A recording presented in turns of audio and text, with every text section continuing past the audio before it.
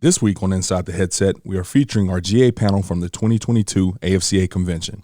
The panelists discuss what they look for in the GA, how to be successful, and maintaining discipline through adversity. Now let's get inside the headset.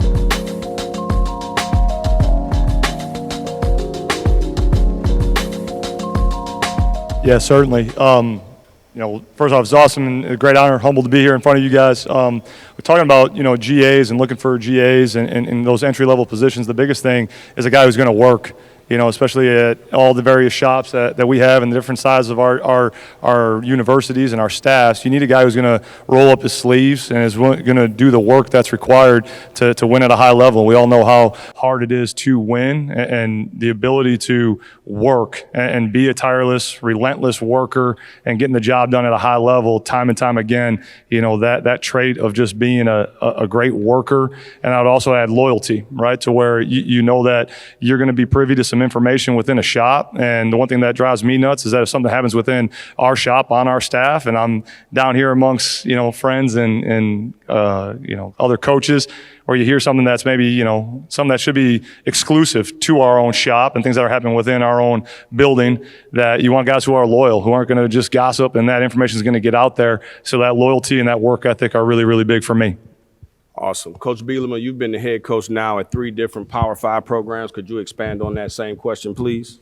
Yeah, absolutely. I was actually very fortunate in my career. I started off as a graduate assistant coach and was promoted to a full-time linebacker position. So Hayden Fry gave me a promotion, and I remember at the time I was 22 years old, and he told me I was going to be the linebacker coach at the University of Iowa, and he said the 2 things that concern me is your age, right, and that you've never been in front of a classroom, you've never taught. And that really made a statement to me. So one of the first things I would do is I would practice teaching in the room by myself, right? So I would go through a lesson plan and go through what I was going to do for a linebacker coach without the linebackers in the room. And everybody in here probably thinks you're the greatest teacher ever known, right? And I remember my first spring as a linebacker coach. I had a linebacker from Hackensack, New Jersey, Vernon Rollins. I had a linebacker from West Texas, Matt Hughes. And they were both pretty good players. And when I'm teaching them, I saw them tallying something on their sheet, right? Like I thought I was really speaking the truth into them. And I saw them mark several times. And so I kept them after the meeting was over, because they were my 2 most experienced linebackers. I'm like, what the hell are you guys doing? And they were counting the number of times I said during my presentation. And it was like 60, right? So it really gave me a conscientious awareness. I had no idea what I was doing. Everybody has tics, especially when you're a young coach. So I began to videotape my meetings just to make sure I wasn't doing that. So I think the number one thing you can bring, right, to a program is, even if it's a graduate assistant, analyst, whatever it is, I think as a head coach, we're always looking for people that can teach, because that's what the game's always about. So I think your ability to talk is one thing, but very few people can teach. And that's something for a head coach is a premium for where I come from. And then the only thing I would throw on top of that, like if a coach gave me something to do, I remember Bill Brazier was our linebacker, our defense coordinator, and he gave me a project to do during the spring, and he gave it to me, and I stayed there the entire night and had it in his box the next morning. And he's like, I thought this was going to be done at the end of the month. He had 3 weeks planned out, and I put it in his box the next day. I think so as a head coach, to have proactive people, like people that are going to do shit before it's actually being told to do it, like that's a really good trait to have. Like as a head coach, if you can proactively do things for your recruiting department, your personnel department, whatever it is, proactive people that can teach, that's a premium. Coach Parker, you're the head coach at a Division II HBCU. What things do you look for, and are they any different than what the 2 previous coaches talked about? Not really, not a lot. You want to see somebody that's really going to work. I think that's what both of the coaches have said. I think from a graduate assistant or a quality control position, your job is to make that either position coach's or coordinator's job as easy as possible. Whatever you can do to do that. Everybody's looking for a self-starter. Because if the coach or the position coach or the coordinator have to take time to explain it to you and to get you started, it's really no need for you. So you have to make yourself to the point where you need it. A lot of times people don't get to waste a lot of positions and things like that on guys who aren't self-starters.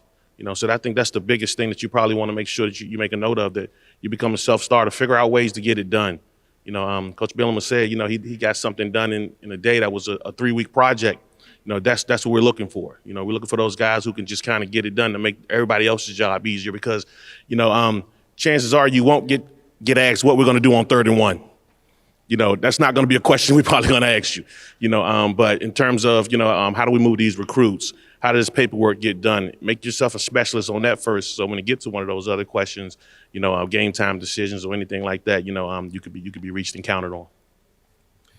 Obviously, there are a lot of people who want to break into the college coaching profession. Coach Remedios, could you talk about ways and effective paths towards gaining a graduate assistantship?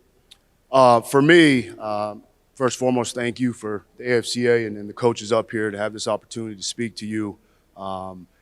You know, for me, I started at the junior college. Born and raised out in California, started at Monterey Peninsula College under Mike Rasmussen. And to be honest with you, after my first year of coaching, I didn't think I was cut out for it. He asked me to come back for a gathering that we had for the team, and you forget how special football is.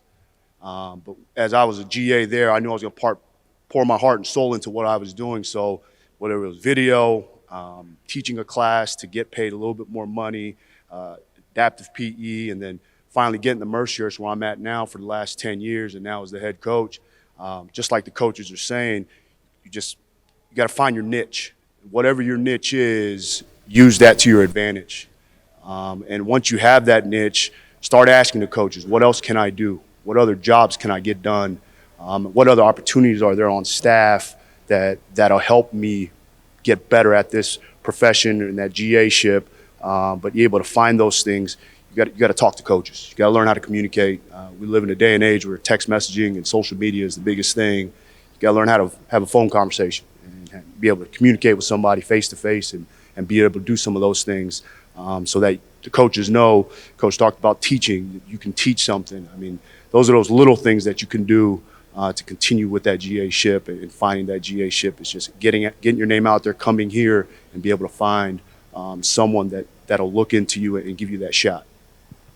Thank you. Coach Griffin, can you talk about how you went about getting your first graduate assistant job and then lead into things you did to separate yourself to have an opportunity to become a full-time coach? Yeah, well, the way I got my first GA job is kind of different. I literally emailed everybody I could. And a lot of people think, like, you know, why would you do that? I mean, you got to find a way in. So what I did, I just emailed everybody. And I was able to get in touch with a guy, David Calloway. And he gave me the opportunity. And he didn't know who I was, you know, from, you know, the man on the moon. So being able to get that opportunity at a Division II and getting in there, and, you know, the first thing I thought about was like, oh, I made it, I'm good. I'm a position coach now. You know, even though I was emergency hire GA, it gave me an opportunity to get in there and learn. And as I'm there, one of the things that helped me get to the position I am now, first thing I learned is one thing you got to learn as a coach is, are you teaching people what to do, or are you telling people what to do? And that's always stuck with me to this point now, to where I am. Because if anybody could tell somebody like to do something, but can you teach them to do it? And I just always, you know, taking that with me to, you know, where I am now, being able to say, I run my own room. So that was my path to getting in, and just understanding, just teach versus tell, and, you know, take the risk of emailing people, call people, you know, and just get your name out there. Because if they don't know you're looking, I mean, nobody's going to know you. So one of the things I like to add, I've been fortunate enough to be a head coach on 2 separate occasions at the Division II level and at the FCS level. One of the things that I would suggest, just in terms of trying to create relationships to give you an opportunity to be a graduate assistant or an entry-level position, would be finding a way to work camps. Once camps are back open, once we get through, you know, the issues that we're having nationally and worldwide with COVID, building relationships with coaches through camps, being there early, setting up drills, hustling around, coaching your tail off in the different aspects of what they give you to coach during those respective camps. You're going to hear coaches a lot of times in the hiring process say, typically head coaches will hire people that they know, or they will hire people who are highly recommended by somebody that they trust. And you have to find a way to create and build that trust to where literally somebody will stand on the table and say, hey, you should hire this guy. I've seen this guy. I've never worked with him in person, but he's came every year. He's at my camp every year. They're here early. They set up drills. They stay late. They ask football questions. They're dying for football knowledge, and they're willing to just do whatever it takes to make our camp function the way we want it to function. And it just shows your willingness to jump in, hustle, grind, do things the right way. When I first got into coaching, I was fortunate enough to get a graduate assistant job in the Big Ten.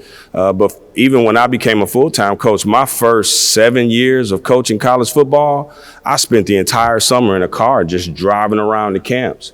At that time, that was when the one-day camp started in the MAC, and we would just go from Miami of Ohio to Toledo to Akron to wherever would let us in for a camp, and all we wanted was a sandwich. We'd sleep in the car, drive overnight. We would just go work as many camps as we could, and that was how we initially forged relationships with people to where they say, hey, I like you. When we have an opportunity, you're a guy that I'm going to think about. And those actually came to fruition on a number of different occasions where opportunities presented themselves. We're going to head off into the next question, and I'll direct this one back to Coach Bielema. Coach, you mentioned progressing from a graduate assistant into your first full-time role at the same position, at the same place. What things, from a performance standpoint, gave you that opportunity to become a full-time coach at the same place where you were a graduate assistant, and now as a head coach, what things do you look for to elevate a guy from graduate assistant or quality control to a full-time role? You know, pretty simple things. I still think the game of football is a people-person business, right? So I remember being at this convention, hearing Bobby Stoops talk as the defense coordinator at Florida. I listened to Joe Paterno talk.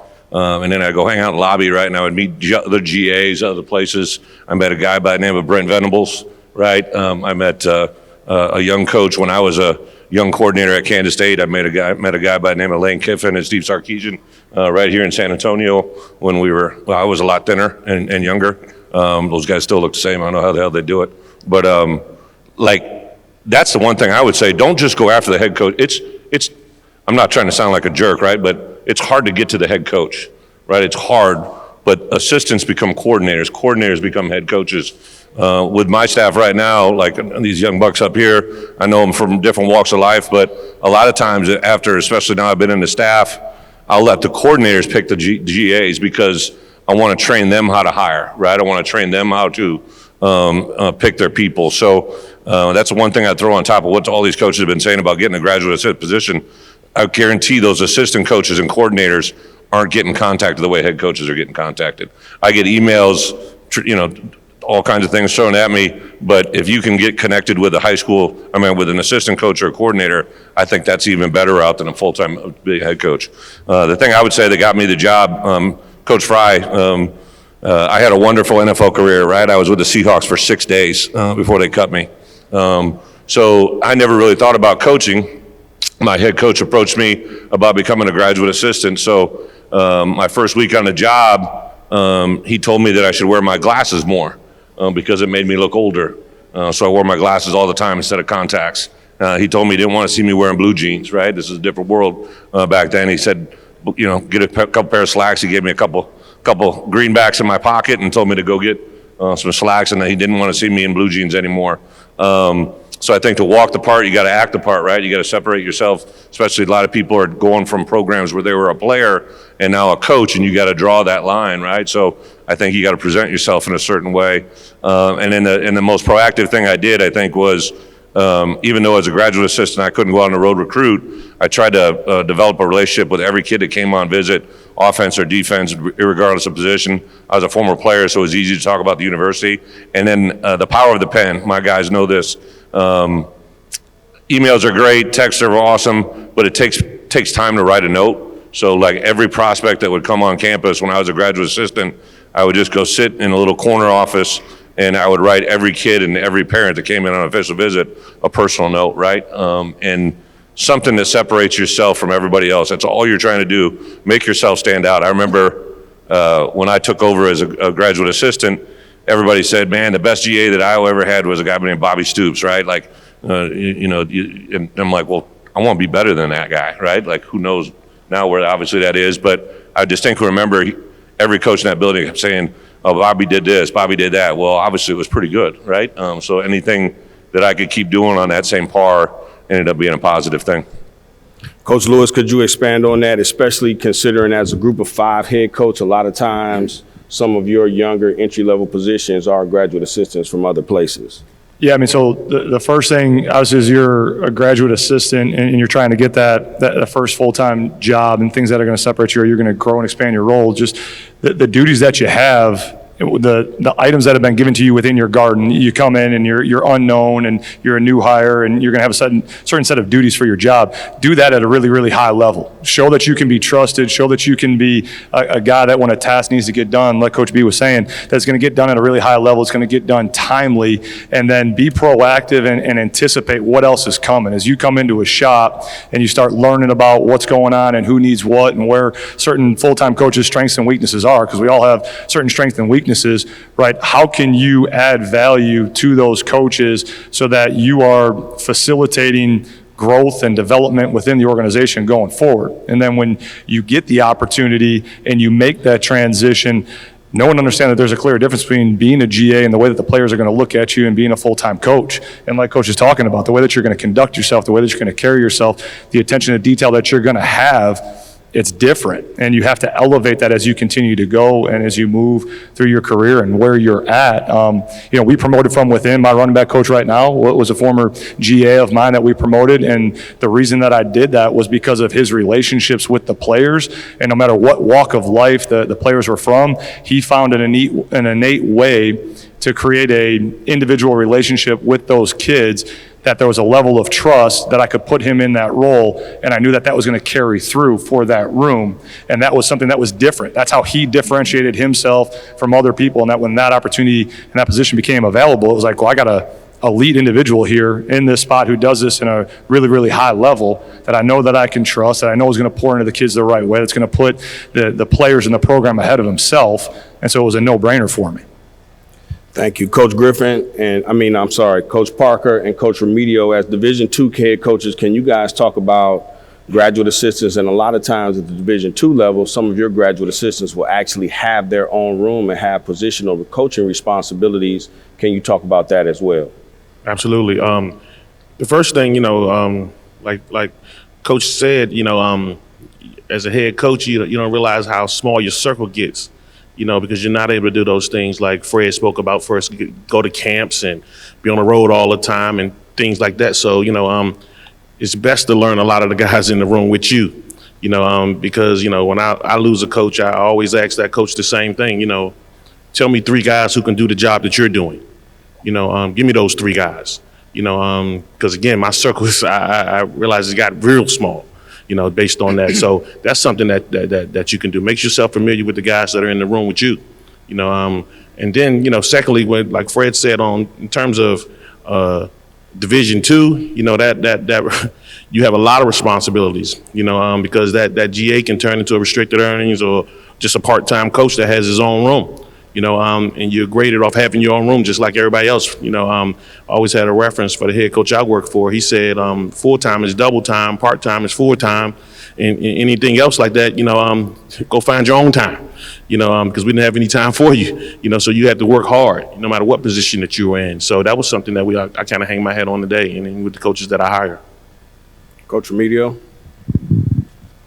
Yeah, to piggyback off of what Coach was saying, at the Division II level, you wear many hats. I mean, Coach introduced me. I did our strength and conditioning until we hired a new strength and conditioning coach for the university.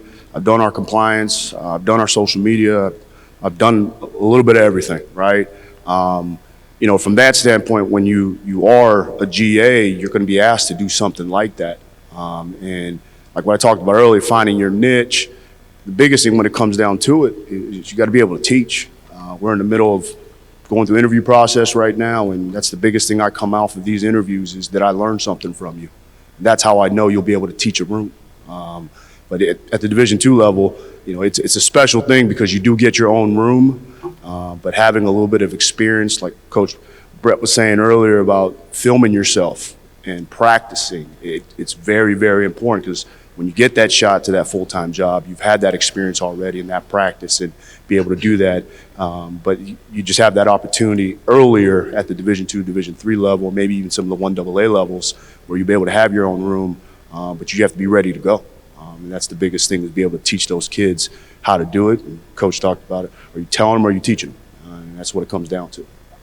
Finally, in this area, before we switch topics, Coach Griffin, can you just talk about things that you did and you can reflect on now that you think helped lead you into a full-time position?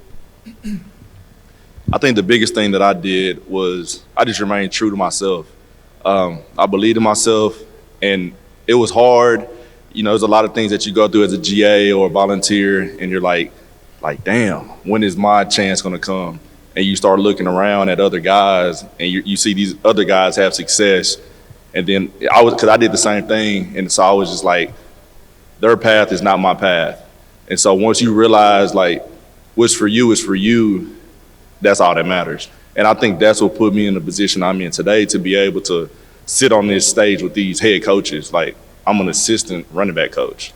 Everybody up here is a head coach. I sat in these chairs literally last year. Well, not last year because of COVID, but you get it. So the thing is just understanding, like, your path is your path. Don't compare yourself to what somebody else is getting, because at the end of the day, if you got that, could you really handle it? Everybody says you can, but you really don't know until you get in that fire. So that's the biggest thing, I think, in my opinion, of what I did, is just remain true to myself and just understand, like, at the end of the day, when my opportunity comes, I need to be prepared for it. And the second thing I think that was really big is just understanding how the guy that you work for operates. So I work for, obviously, Jeff Traylor. Everybody in the state of Texas knows him through recruiting, through everything he's done as a high school coach. And you sit here and it's like, well, this is how Coach Traylor operates. This is how Coach Traylor recruits. This is how he, communicates to people. Well, Julian Griffin can't do that. I could try, but that's not who I am. I can't come to work every day and have that same energy that he has. I'm just not wired that way, right? So being true to yourself and understanding who you work for and who you work with, and just making sure that you're able to match what they want, or you reach the standard that is set. And lastly is just understanding and knowing the full system. Because like I said, obviously I coach running backs, but I played receiver. So as I'm sitting in meetings, yes, I have to know my position, but I'm making sure I'm listening to our receiver coach. I'm making sure I'm listening to our tight ends guy, and obviously O-line, quarterbacks, everybody, so I can understand the system. Because if something happens and somebody gets a job, somebody leaves, I want our head coach, our coordinator, to be like, hey, Julian, do you think you can interview for this job? And maybe I can't, but at least I know I'm putting my best foot forward to be prepared for that. So I think those are the biggest things, and just understanding, man, like, your path is your path. Don't compare yourself to the next guy. Just understand that when your time comes, it's going to come, and just be prepared for it. Thank you, Coach. We've kind of touched on this. I'm going to switch gears and kind of go into interviewing and filling job opportunities and kind of some of these entry-level graduate assistant jobs. Coach Lewis, could you talk about what's your process for identifying entry-level staff members, be it GAs, quality control, people, personnel, whether it be player development or any of those other areas? How do you identify people if you don't already have somebody in mind? Well, I can speak to GAs, but in the size of our shop at Kent State University, I don't know about analysts, QCs. I don't know what those worlds are, what those positions are. But when it comes to GAs, where it starts for me is the people that I know, people that I trust. I mean, so obviously I played for Coach B here at the end, and he's a guy that when we've had openings, I've called him. And again, so you're leaning into people, as Coach alluded to. You become a head coach a little bit, your circle gets tight, you get a little bit isolated, and you don't know who the up and comers are coming up through the chain that are, the next talented individuals that you need to get into your spot. So you start with the people that you know, the people that you trust, and the people that you know are doing a good job. Maybe there's something that, there's a local high school that is always dominant in some area, and there's a young high school coach on that staff that is doing a good job. That is kind of the catalyst of where that's starting. So it's kind of that old deal of game recognizes game, and you kind of point to where that is.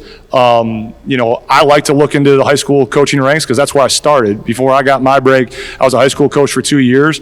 So I'm eager and looking for, the next high school coach who's hungry, that maybe didn't play FBS ball, doesn't have this deep network, but just needs an opportunity, needs the door to be cracked. And so if there's someone, again, going to, the camp circuit or just knowing a certain high school in the area, that there's a young coach that's looking for an opportunity, and we get an opportunity through professional development because our doors are open and someone comes in and they clinic or we talk, you're like, damn, that dude knows his shit.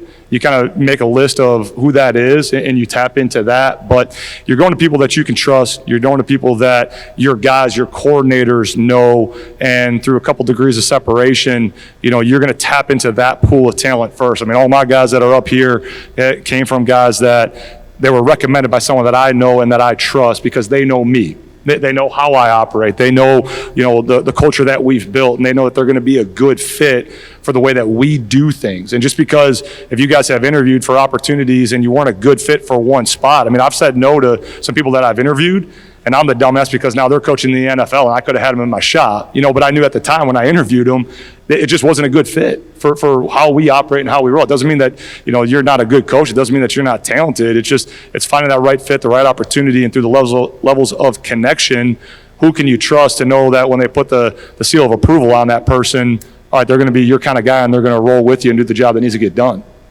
Coach Parker, could you answer that same question, please? Going through a few hiring processes of late, I think it befuddles me a lot when I see a resume and I don't see your current employer on there. That's kind of a red flag. You have all these references listed. You don't have the guy you work for right then and there. That says a whole lot. And something that kind of went big for me was kind of an entry level coach, and he had a player that he coached on his resume as a reference. He didn't have a bunch of big names and all of that, so he had the player that he coached. So, I reached out to the player, and the player sung his praises, because at the end of the day, that's the product. If the players are talking good about you and the players say something great about you, that's going to go 10 times more than a head coach that you have listed from a Power 5 school who you never even worked for. So that's something that's big. And again, some of the current guys that you work with, they'll tell us the vibe that you might give to the room or what you might add or what you might take away. So that's some of the things you might list when you're talking about, references. We read resumes and we see that, never seen a bad one. You don't list anything bad that you do on a resume. You only put the good stuff that you do on a resume. So, in terms of that, it has to be something else that's going to kind of make you stick out, further than that resume probably would. So as of late, with our GA positions, we've kind of, we've kept them to maybe players that played for me, but lastly, I reached out to a player who hadn't played for me, and I think that's going to be probably the new hire for us. Coach Bielema? Yeah, one of the things that I really have enjoyed during my career is really hiring people I don't know, right? Getting out of your comfort zone, hire someone that maybe builds on the weaknesses that I have as a head coach. One of the things I thought of earlier when coaches were saying, what do they look in and what do they look for? I always, go back to what can someone bring that you don't, right? So, like I hired 2 coordinators now, just had transition on offense, but Barry Lunny, who I hired from UTSA, and I have been together for a long time. When he was a younger coach, I made him run our punt team. He wasn't any punt guru at all, but I wanted to see him teach because I knew he'd be a coordinator eventually. So that's why I made him run our punt team. So if somebody gives you a project or something to do it great, man, because they could be I think as a head coach, you're always thinking about what I can do to challenge my coaches. What can I grow them to being? How can I make them become a better teacher and see if they can coordinate a room. But I usually sit down and I first want to ask about their family, but I ask a simple question, right? Why coaching? Why are you in coaching? And you get a variety of different answers, right? If it's in their heart, which I think we all know, you have to be a certain type of person to be a coach, it'll come out in their answer, right? And if they can't really formulate that, probably is a red flag, right? If they're doing it for money, prestige, followings, social, whatever it is, like that's the wrong answer. And then what I want to do is usually have them teach me something that they no, I don't know, right? So I want to know their cadence. We always talk in football terms, like what's their teaching cadence? What do they use, right? So when I was 18 years old and went to the University of Iowa, I learned our defense, and it was installed with CASCAR, call, alignment, stance, key, responsibility. So every call you have, you knew the call, you knew the alignment, you knew the stance, you knew the key, you knew the responsibility. I went on to coach in the NFL after Arkansas, and in the back of my room with the defensive line and outside linebackers was call, alignment, stance, key, responsibility. And I took 2 NFL players that were in year 6 and year 8, and they had the best years in their entire NFL career. And in the NFL, that shit translated to cash for them, right? Like, so players are no different whether you're coaching in high school, you're coaching a freshman, you're coaching a guy to play in a bowl game, you're coaching a guy to play in a championship game. If you can teach them something they don't know, they will gravitate to you at tenfold. And that's what I found in the NFL. Like, if you could give something, my first year with Coach Belichick, he had me meet with all rookies, right? So I met with all rookies, offense and defense, and just talk football one-on-one, situational football. And, you know, you'd get these kids coming out of different programs. I remember a kid came out of that, I won't say where he came from, but I'm like, okay, a 2-point play. And he couldn't tell me how a 2-point play was different from a play, you know, from a 3rd and 2, right? Like, just like basic fundamental football things. It just blew my mind that kids that are playing major college football had never really learned football the way they need to at that next level or the way they can. So when I'm interviewing someone, if they can teach me something I don't know and then I can regurgitate it back, now we got progress. And then a lot of times I'll ask that same question the next day to see if they answer it the same way. Because if they can't, they're bullshitting, right? If they can answer it the same way every time, now you're onto something. So I think interaction is huge. And be organized, man. Don't be a guy that's going all over the place. Go in with a plan. You may only get a chance to get on the board once, right? Like, you interview with the New England Patriots, you go in there. Chris Hurd, I don't know if Chris is in here. Chris interviewed with us when we were there, and nobody told him because Bill doesn't. We purposely will fly a person in late at night and get them up early as we can in the morning. And then we'd bring them in, and you'd walk into this room, and you get to this whiteboard, and every coach, from Coach Belichick to every offensive, defensive coach, is in a room and going to interview you. That's walking into a room, right? So if you're not ready for it, they're going to devour you, right? So, like, when your time comes, be ready to shine. And that means, like I said earlier, I would go through that board 50 times. Like, talk about when I interviewed Corey Patterson, a holdover from Illinois with Coach Smith's staff.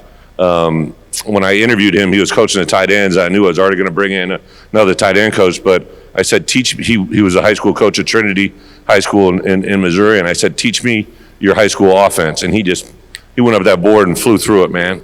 And because it was part of his soul, man. It was part of his DNA, and that's when I'm like, all right, I can hire this guy because I know what he can become.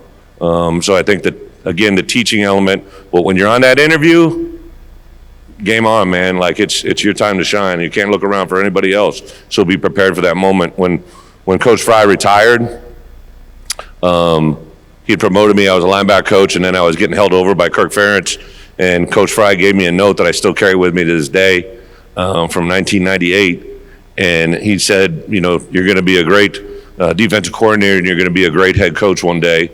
Make sure you're prepared for the moment. That's the last line on that note. He's like, and I'll never forget that because, you know, it wasn't until almost 12 years later when I became a head coach, but I'd really been working for that moment that whole time to get to that moment. Thank you, Coach. Coach Remedios, can you talk about, as you head into some of your first hires during your first year as head coach, some of the characteristics and traits which will be most important to you? I think loyalty plays a big role. You know, that comes with, you know, retaining people and knowing them from, and then being a good people person, treating people with respect. I've been around coaches who have and have not. And those are guys that have check marks in my head. Not going to hire him if I have an opportunity. Will hire him if it's an opportunity. And we talked about teaching. I mean, you got to be a great teacher in this profession. I'm not where I'm at today without Coach Rasmussen, Coach Schetzel grilling me on how to be that person. and treat people, you know, the golden rule, treat people like you want to be treated. My 10-year-old daughter tells me that every day, you know, and that's where being able to do those things, it's very, very important. And the highs and lows the lows, just be you. Be who you are. Don't fake it to make it, because it's not going to happen. Coaches read through all that all the time. Thank you. Coach Griffin, can you talk about things that you do on a daily basis just to keep yourself sharp and prepared for whenever that next opportunity is that you may interview? One thing that I do consistently is I just watch the video of the top running backs across the nation. And the reason I do that is because, like, my goal every single year is to be the #1 running back coach in the nation by any means necessary. So if there's a guy at, you know, whatever university, and he has more rushing yards than us, I want to see how is he running the football. And I want to know, like, what are they doing that we're not doing? And a lot of the times I don't really bring it up to our staff, but I'll sit there and I'll watch it, or I'm watching on my iPad at home. So I want to see, is this kid better than my kid? And if he is, I'm doing something wrong, because I know it's going to sound bad, but I feel like I'm better than his coach. So at the end of the day, I'm trying to put myself in position to understand what's going on to make sure that I can achieve what I want to achieve. And yes, that's a selfish goal, but at the end of the day, if I can be the #1 running back coach, I'm going to have the #1 player. If I have #1 player, we have a really good offense. We have really good offense. We win a lot of games. Yeah, everybody else knows what happens from there. So that's what I do on the consistent. And another thing is just the recruiting aspect of it, of just understanding, you know, who's out there and just trying to find that guy that nobody's paying attention to. Because there's a lot of kids that are just hidden away, you know, but people don't look at them because they don't have stars. And at the end of the day, man, do you want stars or do you want players? And so that's just one thing that I kind of just focus on, of trying to see what people are doing across the nation to make that, why is their room so good, or why is their rush offense so good, and just trying to find the next guy. Because at the end of the day, the guys that I have in my room, they're going to leave at some point. And God willing, I'm still going to be there. So I need to make sure that my room is ready to go at all times. So. Awesome. Two things I'd like to throw in. Number one, no matter what you're doing, where you're at, you have to treat what you do on a daily basis as an ongoing interview. The moment you meet somebody, it's like you're being evaluated in an interview. How you look, how you dress, how you talk, how you present yourself. You may meet Coach Bielema at some point in time, and you've got about 15 seconds to make an impression on him. Coach Lewis may open up your resume in an email. You've got about 10 to 12 seconds for him to see something on there that's going to keep his attention to look further into who you are, and should I consider this person for a position on my staff. Those things make a huge difference. Like I said, I've been a head coach on a number of occasions, and when I would have jobs open, I would purposely sit in my office late and answer the phone. I would answer the phone. And you would be amazed at the number of people who would call and say, I'm trying to reach Coach Ferrier. Yep, you got him. Oh, wow, well, I really wasn't expecting you to answer the phone. It's amazing. And they freeze up. And it's in those moments and in those opportunities where you have to shine the best, to where when you get those 15 seconds, you got to go into your deal. You got to shoot your shot. Hey, this is who I am. This is where I coach at. This is what I believe in. I love to have an opportunity to interview with you or work for your staff. And this is what I bring to the table for you and your program. You've got to be very direct and concise in what you offer to make someone's program better. You've got to be ready for that moment. So always understand, every moment is an interview. Every coach you meet here is evaluating you in some way. If you are on a staff, understand along these same lines, you are interviewing every day with every person on your staff. Because if I know somebody on your staff and I have a position open in my program, or somebody recommends you to me, I'm going to call somebody on your staff that I know. It may not be the head coach. It may be the tight ends coach. It may be the janitor if I know the janitor at that place. And they're going to tell me one of a couple things. Hey, he works his tail off or she works her tail off. Pleasant in the office all the time. They always look the part. They're willing to do whatever. They would be a great hire for you. Your first few full-time job opportunities, it's going to be the people on the staff that you work for when you transition from being a graduate assistant to being a full-time coach. Those are the people who are going to call people and refer you to them and tell people you should hire this guy, especially when you don't know a whole lot of people. So do the best job you can possibly do where you're at right now every single day. Just like these coaches all talked about, find a way to add value, no matter what that is. And just understand that everything you do, you're being evaluated because at some point in time, somebody's going to say, hey, tell me about this guy or this lady. Would they fit into my program? Coach Lewis talked about that a whole bunch. The fit is important. Do you get along with people? Are you pleasant in the office? Do you work hard? Do you mind coming in early? Do you mind staying late? When a coach gives you something, does it take you 3 weeks to do it, or do you give it to them the next day? When I was a head coach and I gave you something to do, the reality of it is that you need to do that until it's done and give it back to me. If I have to ask you for it back, that's a problem. That's a problem. Somebody gives you something to do, you got to get that thing done to the best of your ability. You may have to ask some people a couple things to get it done to figure it out, but you got to get it done. They shouldn't have to ask you for that again. Just understand every day is an interview, and the best interview and the best reference that you have is your daily work performance and what you do, how you carry yourself, and the way you deliver your product and your brand. All right, we're going to transition into recruiting. Recruiting is obviously the lifeblood of just about every major college program. It's transformed quite a bit now with the transfer portal and just the state of where we are. But just from a program building standpoint, Coach Lewis, can you talk about the role a graduate assistant plays in recruiting? And then Coach Bielema, I'd like for you to expand on that as well. Yeah, I mean, I think each stop is unique. Each place is unique in the role that a GA specifically is going to have in talent acquisition. But as you alluded to, the talent acquisition aspect of all of our jobs is critically important, right? We all feel like we're the best coaches in the room. We're all significantly better coaches when we have good coaches, or excuse me, good players to coach. So how do we go about doing that?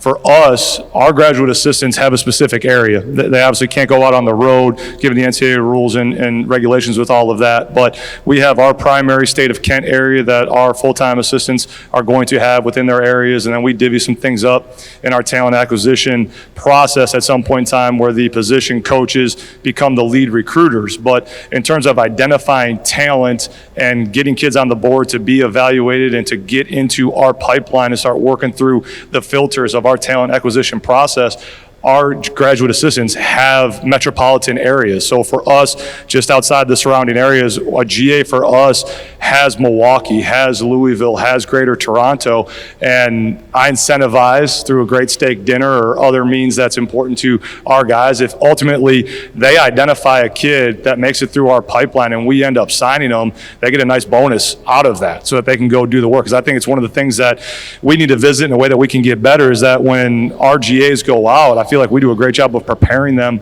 for leading and teaching in the classroom and, you know, developing relationships and managing and cultivating the relationships within the building. But the way the regulations are set up right now is that GAs aren't prepared to go out on the road and recruit. And that's obviously a huge piece of the puzzle. You know, when you talk about the duties of being a full-time coach, it's managing your room and developing those guys. It's bringing in the talent and talent acquisition through recruitment. And then obviously being an expert of the experts on the techniques, fundamental scheme of ball.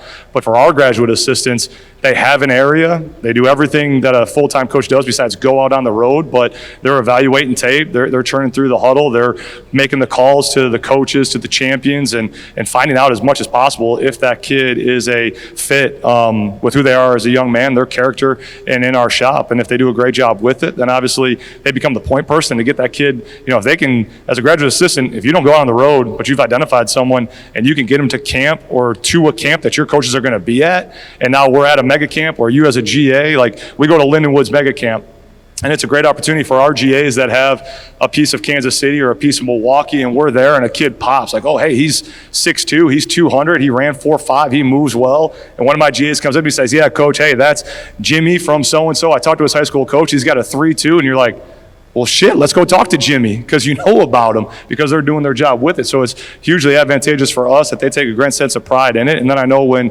my guys leave my shop and they get that opportunity to go be a full-time coach somewhere, they're more prepared than someone else that's going to differentiate themselves to, you know, kind of springboard and go forward within their career. So it's huge for us, the role that GA's played in talent acquisition. Coach Bielema, could you expand on that as well?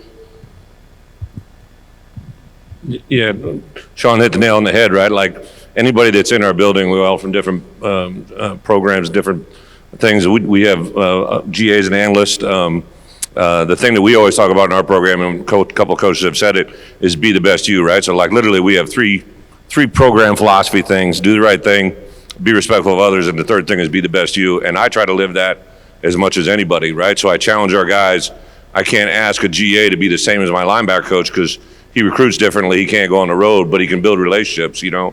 I can go right down the road here, like AG, Aaron Gonzalez, like was a guy that was on Lovey's staff. We kept him, and about halfway through the COVID recruiting, I realized that AG was playing video games with guys, right, and developing relationships with some of the recruits, and he would say things to AG they'd never say to coach, right, and it was valuable information. Just literally downstairs in the lobby, I met a coach who came up to me, and his last name was Boyer, and he says, you recruited my cousin. He's a tight end, so I have a tight end by the name of Henry Boyer coming in from Chicagoland, 6'7", beautiful tight end. And that I introduced him to our young coaches, and Ryan Simerson is with us. Ryan's, I could say this, Ryan, he's the lowest paid guy in our building, right? Newest guy, lowest guy on the block. But he hosted Henry Boyer's parents while he was on his official visit, and his parents had told his cousin, who's a coach, about Ryan Simerson. Right? So like that tells me something. Like people don't talk to you and brag about people that don't mean something to you. Right? So like these guys have an impact. And the reason our university wasn't bringing our coaches for professional development, I went to our AD, got each one of these guys $1,700 each to buy their ticket and get to get a ticket down here and be in the hotel, because I think it's huge for these guys to hear professional development and be down here and be part of this. One thing I would share with you, you know, you can make an impact on anybody, right? If it's important to you, it comes across. And I can't tell you how many times in a recruiting process, I'll be in a home visit several months after we have a kid come to campus during my 14 years as a head coach, and they'll talk about a young GA or a person that was showing them around. Maybe I assign a family to each one of our coaches because I don't want them to be standing there without somebody interacting with them, so they get close to those coaches, and you can make a difference. Like as a head coach, I can't stress enough how much that comes back tenfold. The world is all connected. So I would also point out one thing too, like, and obviously S. Lou was a player at Wisconsin for me when I was there. He was recruited by Coach Alvarez, but when he was a player, you could see the characteristics that make him, even though I haven't been in his team meeting at Kansas State, I think I know what it probably sounds like. I watch his teams play. You're greatly influenced by your background as a player, right? And I know there's people that are in coaching that didn't coach, but you're greatly influenced by the cultures you come from. My DB coach, Aaron Henry, I was thinking about this when we were hiring our staff. Aaron Henry was my free safety. He's the DB coach at Illinois. Our strong safety is the DB coach at Alabama. Our starting boundary corner that year is an LSU football coach. Our other corner was really good, played in the league for 8 years, so we don't need a coach. But like that DB, that entire group of DBs, they're all phenomenal, one of the best DB coaches in the country at the highest level, right? Those things matter. So I think be careful about what you're hooking your horse up to, right? Like, what do you want to be represented, right? So if you're coaching, you know, there's just certain type of programs I'm not going to really ever be interested in, right? But there'll be ones that I'd be very interested in. So just be, you know, you got to be you, but be smart about who you're associating with. And sometimes you can't all, but you can learn from bad coaching too, man. Like, I promise you, I've screwed a few things up, and you can learn from that, right? Or you can, I've been around, I was with a coach, young coach, when I was my first linebacker job, and this guy had one volume it was all full blast. And I hated it, right? But he was a young coach and he'd kind of grown up in a profession, but I quickly learned, right? Like, not only did I hate it, the players hated it, right? Because you never knew when he was to be taken serious. It was all full volume. So I've tried to learn a lot along the way from good as well as bad, right? You can see something, you're like, oh, hell no, we don't want to do that. We don't want that result. So you can learn from great coaching, right? But you can also learn from bad coaching because you're learning, and sometimes that's worth its weight in gold. Coach Griffin, can you expand on things that you do or that you believe in that you feel make you an elite recruiter and an asset to your program? Yeah, I just believe what I see. I mean, I turn the video on, and I mean, if you're making plays, you're making plays. If you score touchdowns, you score touchdowns. I mean, you just got to believe what you see on the video. And then also, I lean pretty heavily on my assistant, Tim Yoder. He knows the type of running backs that I like, and a lot of times we may not agree, but he's gonna have guys in that box for me to view, and he's gonna throw some guys in there that he really likes that he probably knows that I'm probably not gonna like. But at the end of the day, you just have to believe what you see, and I think that's what kind of separates me from from other guys, because some people, they will chase the stars, they will chase the high school, they'll chase whatever it is, but at the end of the day, like our head coach says all the time, the game is about players, and players make plays. So I think that's just one thing that I truly believe in, man. Just turn the video on, believe what you see, and just trust it. And, for an example, Joe Price, who's the director of recruiting, there's plenty of guys that I've gone to Joe about that I really like, and Joe will say, man, I just don't know if he's a fit for the room. And it's like, what do you mean? Like, help me understand that. So don't be like, I don't take it personal. It's just the fact that I just need to know, like, what are you saying? Like, why don't you think he's a fit for the room? And then taking that information and going back and watching the video again for myself so I can understand who I'm trying to bring into the room. Because like I said earlier, I want the best available because I want to be the best. So with that being said, just believe what you see, trust your eyes, and just know at the end of the day, you got to get players because that's what the game's about, players. Coach Parker and Coach Remedial, can you guys talk about how young coaches can establish relationships with high school coaches, especially coming from smaller programs where you're not walking in the door with a Power 5 emblem on your shirt? I think on our level, we have to be extremely, useful of the social media aspect of everything, because it's the quickest way to get to people, but it's the quickest way to let people get away from you as well.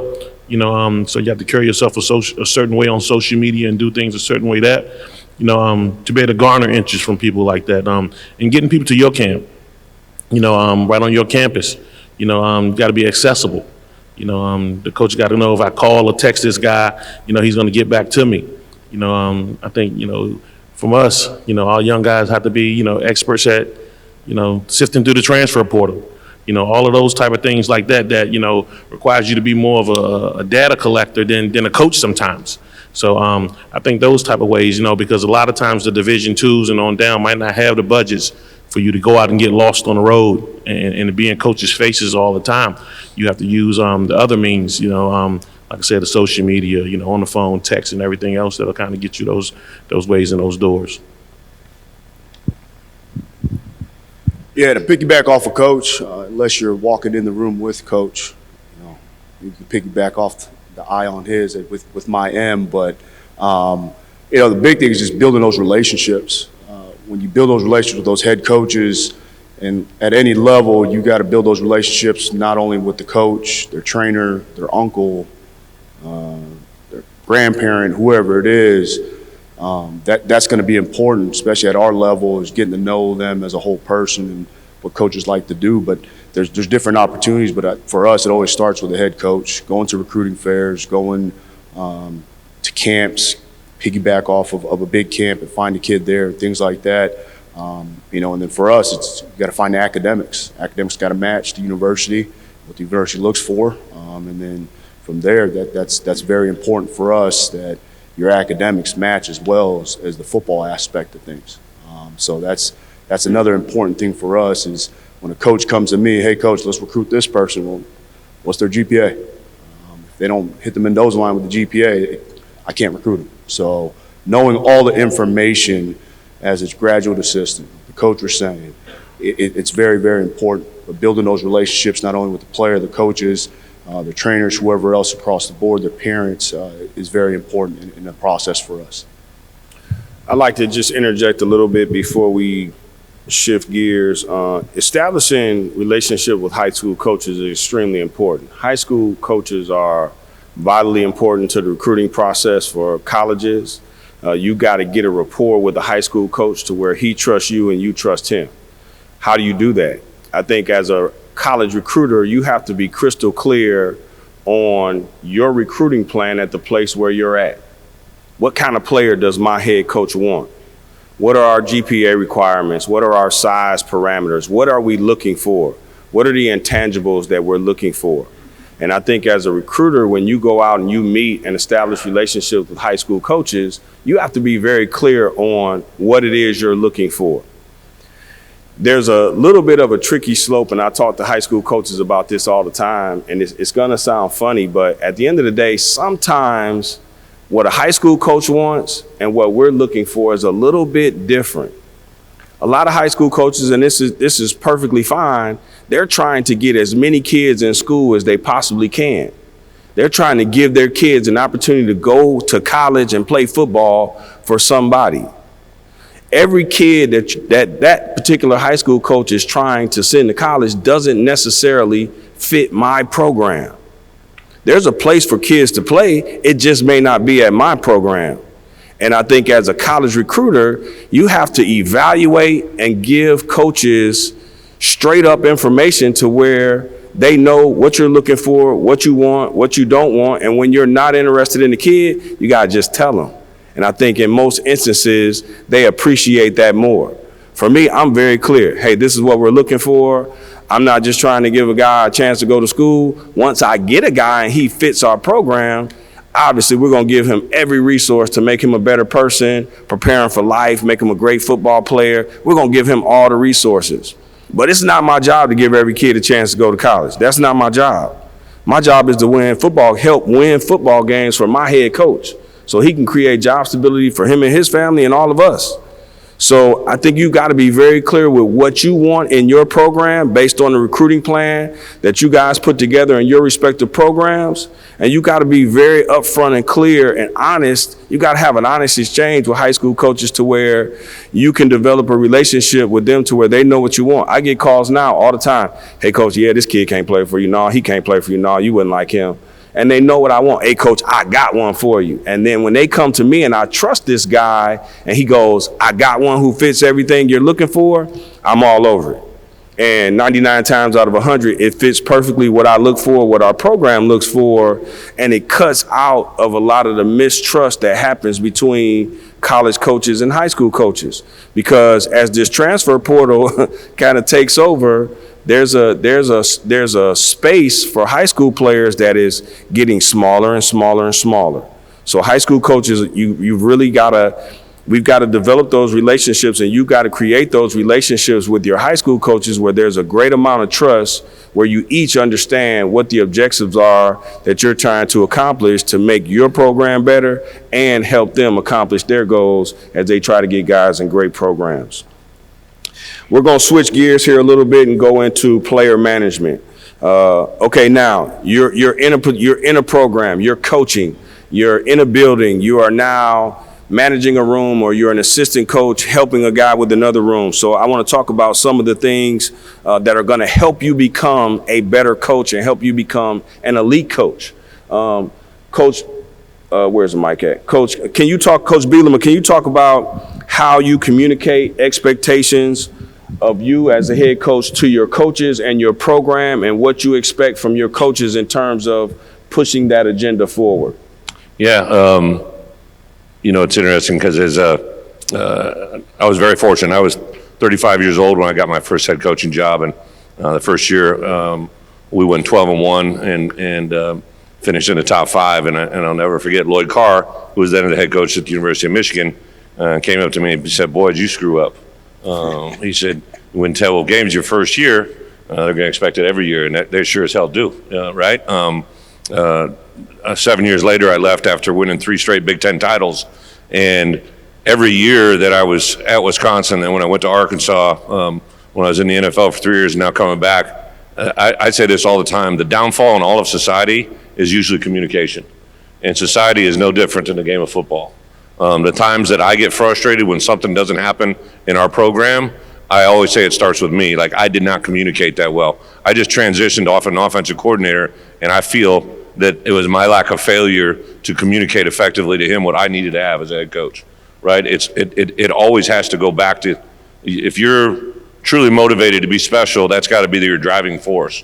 Like, how can I communicate better? How can I communicate more effectively? So we have staff meetings. These guys will tell you, like, we have staff meetings. I can't type. I don't type for shit. I write down on a little yellow piece of paper, and I make copies in it. Well, I give it to an assistant. He makes copies in a copier, and we have yellow pads, right? Yellow sheets. So some of my coaches in the past, like, they'll be at practice and then one of their players might screw up or they might have screwed up a call and they'll say, oh shit, you just made the yellow pad, right? Like, they know it's coming. The yellow pad can be good or bad, but that's how I communicate and effectively reach my message to our players. And then I constantly love it when I hear our coaches preach it, but there's nothing more gratifying when I hear a player regurgitate a coach. That's when you've reached them. And to be quite honest, the ultimate sign of respect is when we're getting ready to play someone and I read an opponent, a player or coach, say exactly what I would want to be said, right? Like, you're going to have to play a certain type of way to beat these guys. Now I know my message is getting clearly and effectively communicated across platforms that I'm not even trying to reach. So I would really just always go back to, how are you communicating? How are you saying it? What are you saying? And you have to say it in different ways. Like, kids today, they've always got instant access. It's a microwave world. It's not, how long can it take? It's how fast can it get done, right? So, like, I think your message has to change a little bit even within the season. There's some constants that I hang on all the time. We're a tough, smart, dependable football team. That's something that's part of our DNA. But the ways that we can kind of keep bringing that message out, right? We do I do football 101. So I did a clinic for the Illinois High School Coaches Association, and I got about a 45-minute where I just ran to me the game of football is how well you get on and off blocks, how well you run with the football, and how well you tackle the football. That's really what it's about. And I do these drills. They're called RTDs, run tackle drills. And I just did that for 45 minutes because it's football at its finest, but there's all good football plays are from good fundamentals, and all bad football plays are usually the result of bad fundamentals.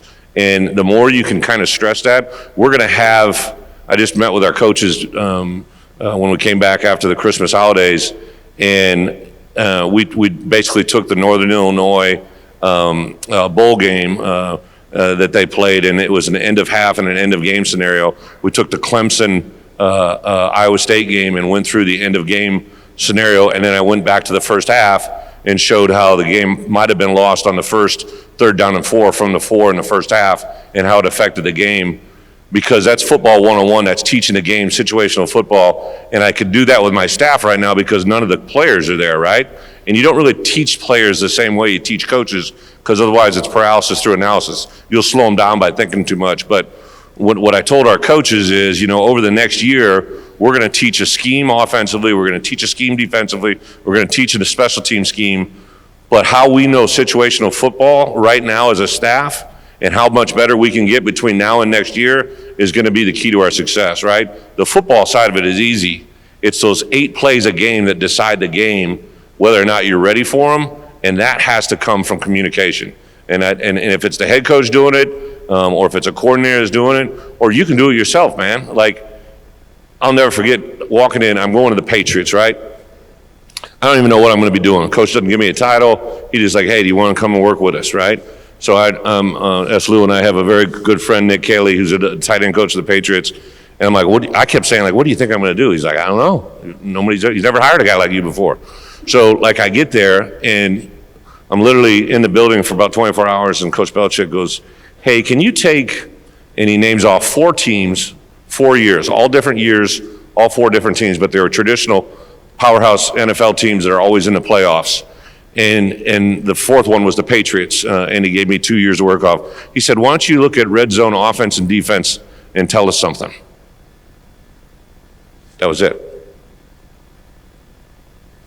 Well, what do you want to know? I don't know. You tell me. So I literally, and he said, let's get, he did give me a deadline now, and he said, let's do this on, it was about 3 weeks away. So I just started looking at everything that I had learned about offensive, defensive football. Now I'm watching 4 NFL teams that I've never watched for, never played in the NFL, never coached it.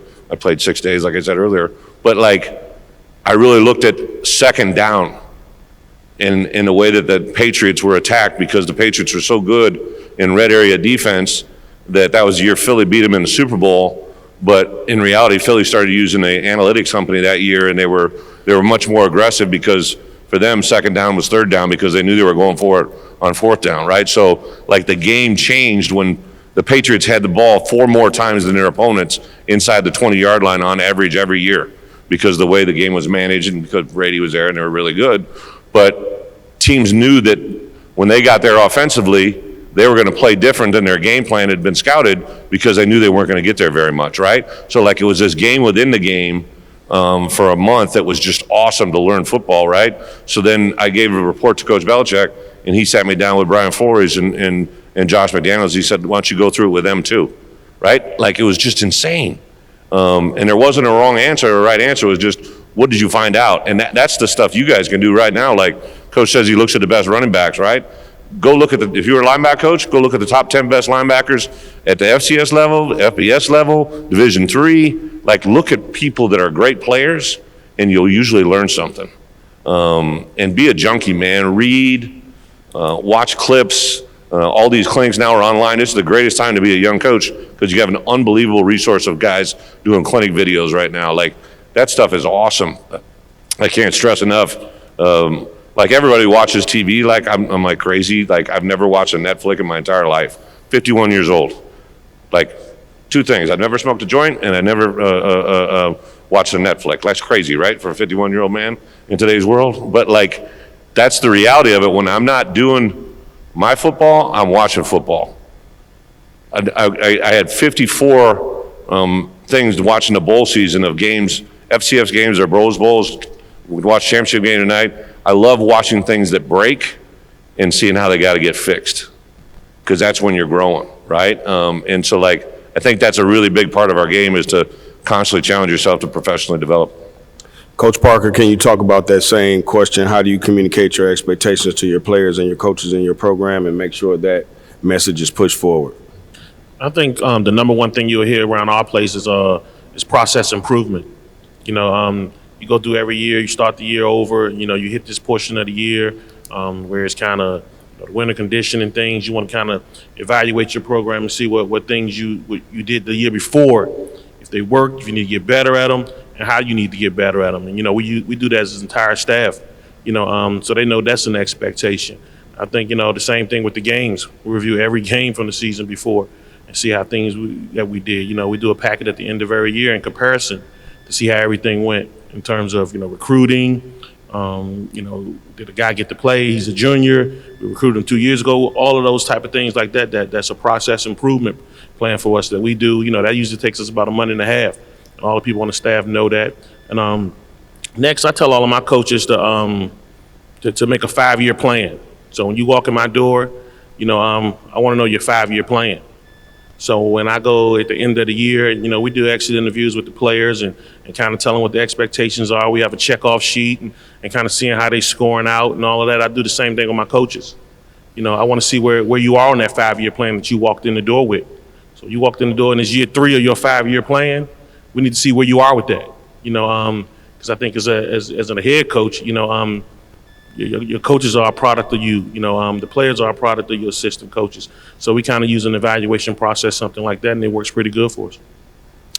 Coach Remigio, can you talk about, is there any difference, or has your message changed moving from a coordinator where you're controlling half of the team, conveying a message on the defensive side while also pushing forward the agenda of the head coach?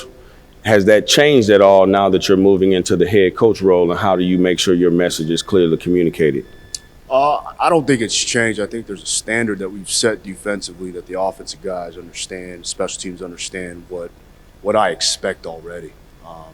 I was lucky enough that our head coach kind of threw me into the fire, right? He said, hey, 3 weeks left in the season, you go talk to the team. It's going to be your team here in 3 weeks, and whatever you need to tell them, you tell them. And I'm a pretty intense guy on the field. I'm pretty laid back in the office, but at the same time, there's just a standard we have, and what we expect to do defensively is going to move into the whole program and those standards that are set. And the biggest word we always talk about is accountability. And I asked the whole team, just like this in a team meeting after a Sunday lift, how many of you want to be held accountable? They all raised their hand, right? Because everybody wants to be held accountable, right? And how you convey that message on how to be accountable is the most important way to get it done. So the guys understand that, there's a message. They understand that there's going to be some work being put in here in the spring, and not having 6 a.m.s because of COVID last year and things like that. They forgot what a 6 a.m. was, and we're gonna bring that back to the program. They're gonna understand what we're gonna get done, and we're gonna work hard. We're gonna get after it. At the same time, we're gonna have fun doing it, right? And at the end of the day, we're gonna find out who truly wants to play football for this program as we move forward, and that goes with the coaching staff, the players, and anyone that's part of the program. There's a new standard set, building off the traditions that our head coach put in for the last 20 years. But then there's a new school of rules that are going to go with it. So I don't think there's been a change, Coach, but at the same time, they understand the standard is where it's at, and they need to meet that every day. Awesome. Coach Lewis, let's shift a little bit and go into player development. Can you talk about your thoughts on ways you develop relationships with players to gain trust so they allow you to coach them? And then what things do you believe in about developing players overall, whether that be academically, socially, and on the football field? Yeah, I think player development is huge. And I think all of us in this room, we have coach in front of our name for a reason. It's our job to lead the young people that are underneath our care to get them to a spot where they can't get to on their own. If you're leading and guiding someone and they can get from A to B without you, you have zero value in their life. And to me, as a coach, you want to find what's important to your young people, to your players, and to develop them. You need to add value to their life so that if they can get to B on their own, well, you better take them to C. If they're an average player, you better make them good as a coach. If they're a good player, you better make them great. And if they're elite, they better be elite day in and day out because of the relationship and the way that you've developed them and you've cultivated their mindset and making them a whole individual, right? So to me, that starts first and foremost when you're recruiting them and you're going to bring them in, or if you're new to, you got promoted as a GA guys and now you're taking over a room. The first thing that you have to do is you have to show, and through your actions, you have to establish their trust by what you do and show them that you care and that you value what's important to them. If you don't know who they are, if you don't know what they want, they ain't going to listen to boo of what you have to say. So you got to take time to do that. And I reflect back to when I became a head coach, one of the biggest mistakes that I've made, truthfully speaking, is I hit the road recruiting right away to bring new people into our program and to acquire the talent, because like we've talked about in here, talent acquisition is so important, and I dropped the ball. The first thing I should have done was sat down with every single kid that was on our roster and got to know them, because our players and who they are and what they're about, that's the most important thing. So once you know who they are, once you know what their background is, once you know what they want, and you have that written down in a very clean, concise way so that you know when the rubber meets the road, it makes it a hell of a lot easier as you're developing them, as you're pouring into them, and you're helping them become, the best version of themselves and improve daily. You kind of just put the mirror back on them. Hey, you told me you wanted to go to the NFL. That's what you said. That's what you want. And now you're doing this. You're not meeting with your tutor the way you're supposed to. You didn't make your study table hours. You're blowing assignments in the scrimmage. Well, that's not what NFL players do. And you told me this is what you wanted to be, right? And so encouraging them, supporting them, equipping them with the tools to make the right choices so that they can have the discipline to make the choices and do the work for what it is that they want to become, because you invested the time in the front end to truly know who they are, what they're about, what they want. Helps you get them to a spot through your expertise, your guidance, and your your leadership to that point. I share with our guys all the time when they come in that they don't know what they don't know. They literally don't know what it's like to be a part of our Flash Fast culture within our Kent State University, within our Flash Fast football family. They don't know. They think they have an idea. But it's our job as coaches, it's our job as the leaders of our culture to teach them. And so that the coaches know exactly, or excuse me, that the players know exactly what it is that we're looking for, how it aligns with what they want, and they're going to go get what it is that they're chasing that much faster because they make the choices on an individual level, moment to moment to moment, to go get that. And guys, that takes time, and they're going to stumble, and they're going to make mistakes, and it's our job as coaches to lead them through that, right? Because their genetics got you to wherever it is that they're at, right? And the environments that we're all creating and cultivating is going to help influence them to make the right decisions. But at the end of the day, their choices are going to define who that kid is. And so we need to pour into them as coaches, give them our best if we want them to give us their best. And so player development's huge, but it starts with knowing exactly what that kid wants. Because you may want something for that kid that they don't want for themselves. And you're now trying to force feed that upon them, and that's where friction occurs. Like, what does that kid want?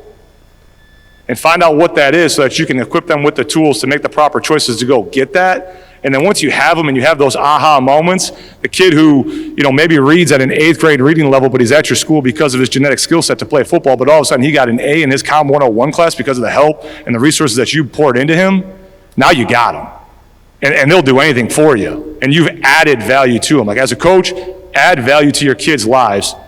Prove that through your actions, and you're going to show them that you're about the right things, and you're going to pour into their development, and now you have them. You can go do great things together. Coach Griffin, can you talk about how, as a position coach, you personally develop trust with your players and how you help in their personal development? One way I think I develop trust with these guys is I let them lead the room. Clearly I'm the running back coach. It's my room, but it's times I let those guys literally just take charge. When do y'all want to have meetings? 3 o'clock? Okay, we'll go at 3 o'clock. What do you guys want to watch today? 3rd down, 2nd down? Okay, that's what we'll watch today. And it's kind of, out of order sometimes because, every offense, Tuesday you're doing this, Wednesday you're doing this, Thursday you're doing this, Friday you're getting ready for the game on Saturday. But at the end of the day, I'm just a firm believer, like, you're going to watch the video. You're going to see everything. So if it's always just me coming in and say, hey, okay, today we're watching 1st and 2nd downs, that's what we're doing, it's going to get old. You're talking about a 12-week season of me just dictating every single thing that we do. So I give these guys opportunities to say, okay, coach, let's meet earlier today. Let's meet later today. Let's watch this instead. Let's watch NFL running backs, before we get fully into, talking about our offensive scheme. Another thing that I do with these guys is I let them run the meetings sometimes. I think every coach in here can probably say it's a day you don't want to run your own meeting. I mean, you're tired, you got something else on your mind, and, we all go through it. And I'll literally walk in and say, hey, such and such, today's your day. Here's the remote, here's the marker, let's go. And I let those guys take ownership and, excuse me, and I would literally call them coach. Hey, coach, what we doing? And I'll have those guys get on the board and talk through every single thing from protections to run game to go through script review before we go to practice in the mornings. I let them literally wear the whistle.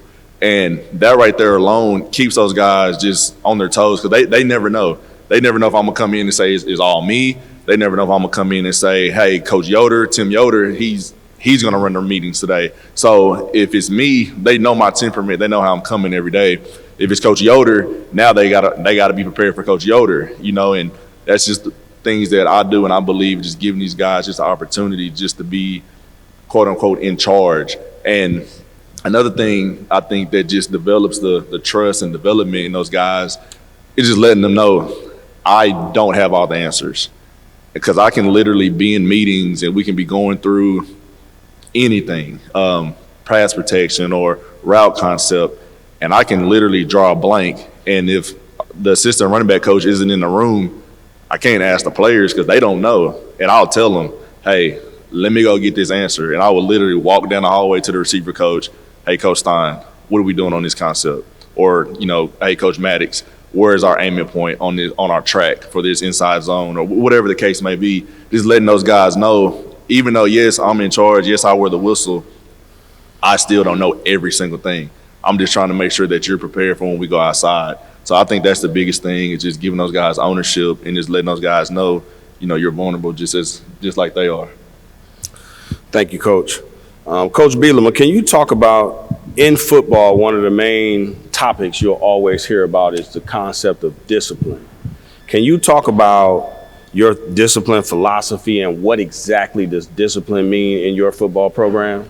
Yeah, it really means, for us, you need to be at your best when it's at its worst, right? Like, we harp to our guys all the time. Most football games are lost, they're not won.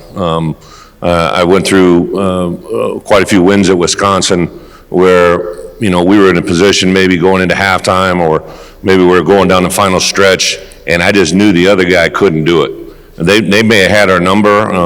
There are a number of times. I remember one time I was at Indiana, we were down by 3 scores, and we ended up winning by 2 scores, and I knew that they couldn't flip it. I knew that they would do something. So, we preach all the time, the easiest way to lose a football game are penalties, mental errors, and turnovers. None of that has to do with athletic ability, right? It has to do with your head ability.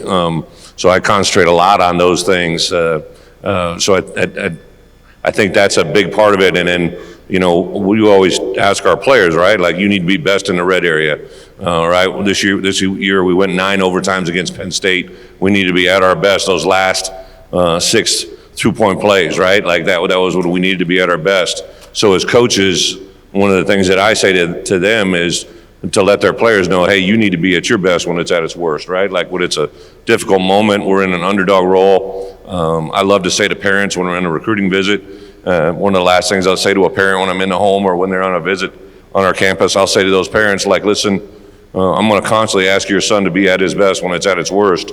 So if you need me in a way as a head coach in a critical moment, maybe, a kid loses a family member.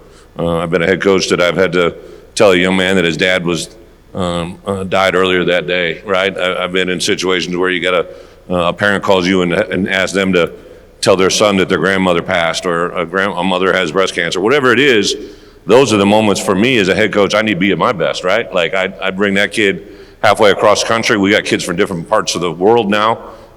We need to be at our best when it's at its worst. So I constantly stress that and put our guys in those type of moments. Because that's truly when and I think about this a lot.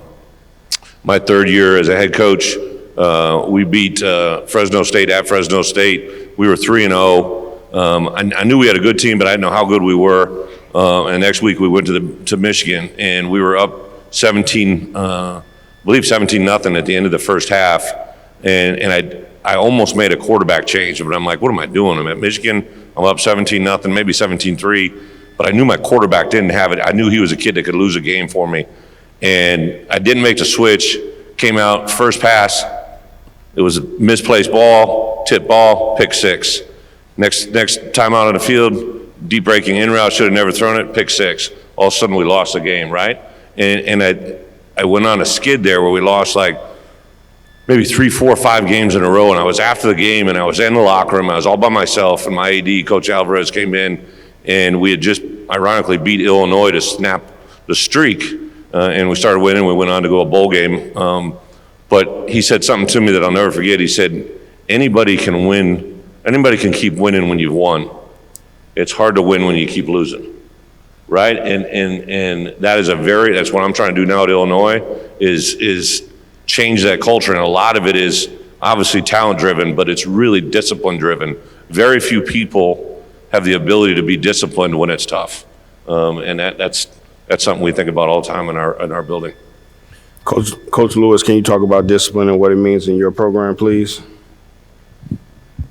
Yeah, I mean, very similar answer to Coach B. I was influenced by him. We were influenced by a lot of the same people, so we talk about doing what you're supposed to do, how you're supposed to do it, when you're supposed to do it, regardless of circumstances, right? And so if you have a group of individuals that are willing to do that in all aspects and all phases of the year, and you consistently do that, and to me, that discipline is a choice, right? There's going to be the times where you don't feel like doing something, where there's aspects of all of our jobs, there's aspects as head coaches to where I got to go fundraise.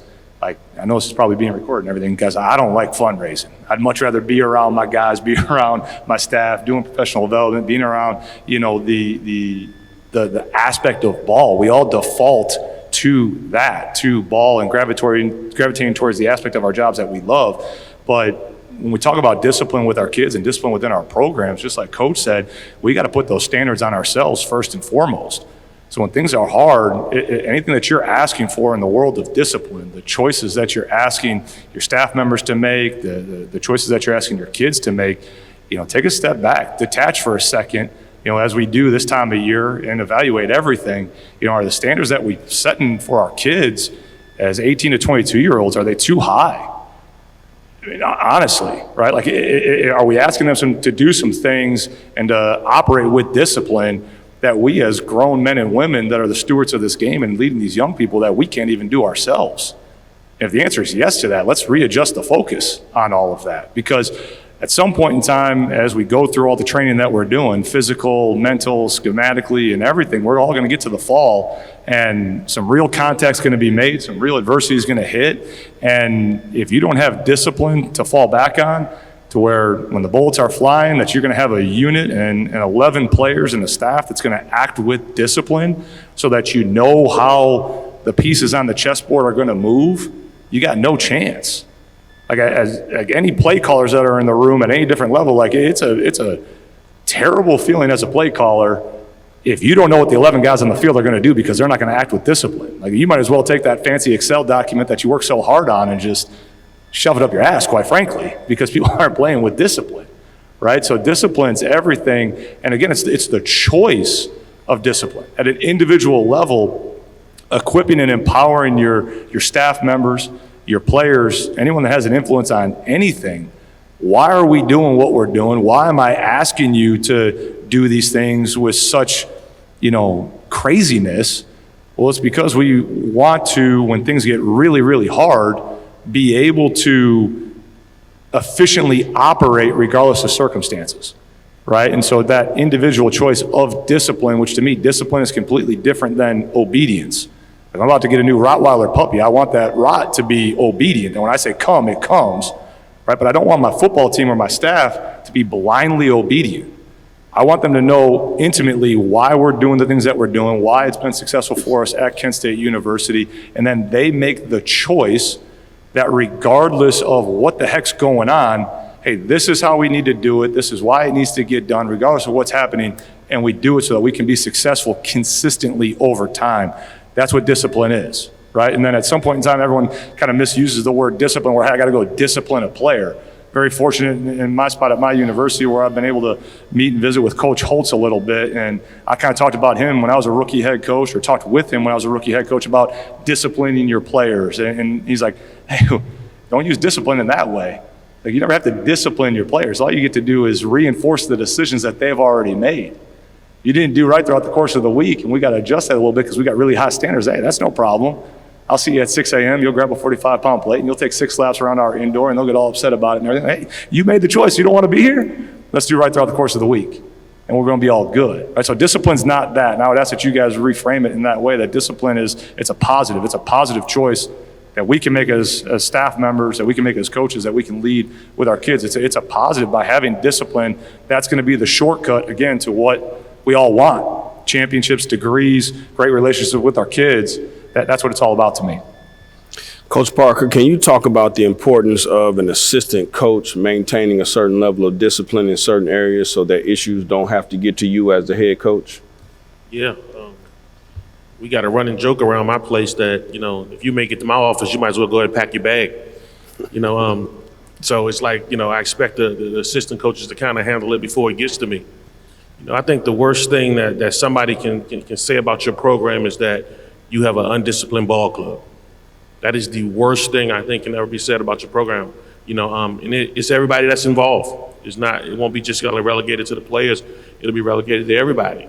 So a lot of times, we kind of work the chain of command in my place and make sure that, try to handle it before it does get to me, because my only way of fixing it is kind of to make a change, a lot of the time. So, and I don't want to necessarily do that. I probably only had to do that once in my place since I've been there 4 years.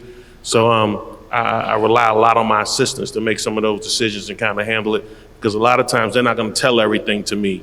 They're not going to tell everything the right way to me. They're going to kind of share that with more so them assistant guys and get them the guys to know. They work with me long enough. They know what I would do in certain situations. So, I kind of do a lot of that for them. And at the end of the day, guys, discipline isn't, like Coach said, this isn't what you do to somebody, it's what you do for somebody. That's something that you can provide for those guys, because, you're going to need discipline, to move your regular household, to move your wife, to move your kids, and do things like that. That takes some sort of discipline. So it's not what you do, to someone, it's what you do for someone. Coach Griffin, can you talk about your thoughts and belief system in terms of maintaining a certain level of discipline in your room so that things do not have to get to the coordinator or the head coach? I think the biggest thing, it just goes back to, like the previous question you asked, just having these guys trust you. And I think if they trust you, you don't have to worry about the discipline part, because they're going to do everything that they can to make sure that they're good in your eyes. But, I have had issues in my room and things that I've done. I've thought about, okay, he's a Division I athlete. He lifts weights every day. He runs every day. So what can I do to really get to him? And I actually got this from another coach. I mean, you can do up downs all day long. You can do all that kind of stuff. Just make them do something they don't want to do. And a lot of kids, even myself sometimes, I don't like to get up and talk in front of people. So I'll make them do that. I'll make them get up and talk. I'll make them get up and write something, give them, like a book or something. Hey, go read this and write a one-page report on it. And I know it's kind of childish, but they don't want to do that. But players can go and do up downs all day. They can go run all day. They can do all that. The physical stuff, because, they're Division I athletes. What else can you do to them, right? So that's one thing I think, and just understanding, man, at the end of the day, just if those kids love you, they trust you, they believe in you, the discipline, it's not going to get to the OC. It's not going to get to the head coach, because it's already handled just because of the way you treat those guys in your room. And then somebody acts out, at the end of the day, I'm going to have the last laugh, and it's going to be funny to me. So that's just how it is in my room. Coach Remedial, I know you're just taking over as the head coach, but can you talk about how you've maintained a certain level of discipline on your side of the ball as a coordinator? Yeah, I think the biggest thing is kind of live off of, what does our culture mean? So first thing in the C is the communication, right? And then having that unconditional love, right? So as we go on in all of the unity, trust, respect, and then your education, right? We talk about that every single day. It's built into the kids' heads. So that's our culture defensively. So when the kids hear culture, they know it means those things to them. They understand that there's the standard, like we talked about earlier. There's a certain way we do things when it comes to practice and how we go about practice. So those are some of the little things that comes with that factor of being that type of person, and being able to do some of those things is knowing what we do and how we do things, and we do it at a high level. I'd like to add one last thing in before we head off to the last topic, especially for younger coaches, whether it be graduate assistants or first-time coaches, especially when you get an opportunity to coach at a high level. One of the things that you have to remember is that you are not their friend. You're their coach. So your loyalty is to your head football coach and to your football staff. So the things that are important to your head football coach and to that program in terms of how things should be ran, the level of expectations that have to take place in that program for you to be a part of it, you have to maintain that within your room.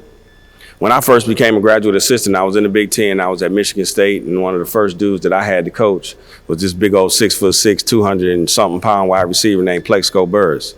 And whenever he got in trouble, I'm standing there looking at him like this. And initially, it's a little bit overwhelming. But if that's the role that you're going to be in, you have to cherish and understand what your role is in that. Plexico and I developed a relationship to where it eventually transpired to where I was basically the only guy who coached Plexico in the building in a lot of instances. I was the main guy that he trusted, but we built a relationship to where we had that level of trust And I could get in his behind. I could say, hey, Plex, we need you to do this. And he would say, okay, coach. And you have to develop that type of rapport and maintain a certain level of professionalism to where there may be certain things that you do with them to connect, but at the end of the day, you're the coach. And when it's time for us to say, hey, playtime's over, we got to get this stuff done, they've got to be able to flip that switch, respect you in the position that you're in, and move forward the agenda of what you're doing in that position meeting, or the agenda of what you're doing that day unit-wise, or what you're doing that day team-wise. And they have to respect you in that way. My kids probably look at me more so as a father figure. They're probably more scared of me, but I still come in and I tell jokes, and I'm gonna ask them about their girlfriends, and I know all about mom and dad and what's going on at home, so that they know that I love them and that they know that I care about them. But you gotta maintain a level to where there's a level of respect for you, to where when it's time for you to get something done with those guys, you have that respect and they'll get done what you want to get done. What I want to do now is I want to allow each coach, as we wrap this up, to just take a couple of minutes, offer some words of advice, some words of wisdom, maybe a nugget or two that they think can help you guys and you ladies in this profession as you move forward, and kind of wrap that up. Coach Remedios, you got the mic. Why don't you go ahead and start it off? Word of advice, guys, stay true to yourself. I mean, that's what it comes down to. Especially with the kids, they can see through the BS. As coaches can see through the BS. Just be truthful, be yourself, be loyal, be honest, and respect people. That's what it comes down to. We're in a people business. Whether it's recruiting, whether it's coaching, whether it's administration, whether just treat people with respect. It'll come back twofold with that. And I truly believe, like the situation I'm in, being at Mercyhurst for 10 years, a kid from California that took a shot out on the East Coast, in Pennsylvania, and started as a graduate assistant and kind of just stayed loyal to the program. I've been able to be the recruiting coordinator, strength and conditioning coordinator, compliance officer, all those different things. Find that niche, find the next niche, and just still stay loyal to what you're doing. And as Coach Bret said, talk about doing things that the coach asks you to do, or possibly knowing how the head coach likes things done. If you can do that, the coach is going to trust you. He's going to remember that. He's going to know, hey, I can lean on so-and-so about this job or that job. Those are the little things I say that has truly helped me in this profession. When you get an opportunity to do something like this and come down to the convention, do it. Because it's a once-in-a-lifetime opportunity. And I've been lucky enough to do this for almost 15 years as a coach, from the junior college to where I am now as the head coach at Mercyhurst University. So I just want to say thank you for the opportunity. Coach Griffin. Oh, Coach Griffin. Like Coach said, man, just be true to yourself. And, I think the biggest thing that, if you remember anything, just remember your path is your path. And, as I was sitting here thinking about it, I just looked right here in the front row, Texas A&M Kingsville. That was my very first job. And, everybody wants to chase the logo. Everybody wants to chase a brand. And just be true to yourself. Trust your path. Trust the opportunities that you have. And just understand when your time comes, just be ready. And, just moving forward, just understand, like, at the end of the day, fellas, like, have fun. That's all it's about. Have fun. And this is the most important thing. Save your money. Save everything you can, because it gets real. That's it. Coach Parker. Kind of mimicking off what Coach said a little bit. Work for the job you have. You'll eventually get the job you want. Work for the job you have. Don't let that be your mode every day, that I want to work to be this, I want to work to be that. Work for the job you have right now. You're in a position right now where you can make a difference. So work for the job you have right now. Find a way to be a problem solver. That way you'll never be the problem. Make sure you're that. A guy who can solve problems and get things self-started and things like that. So, and like lastly, you network, shake hands, meet people. You'll come back next year, you'll meet them people again, and just keep on doing that.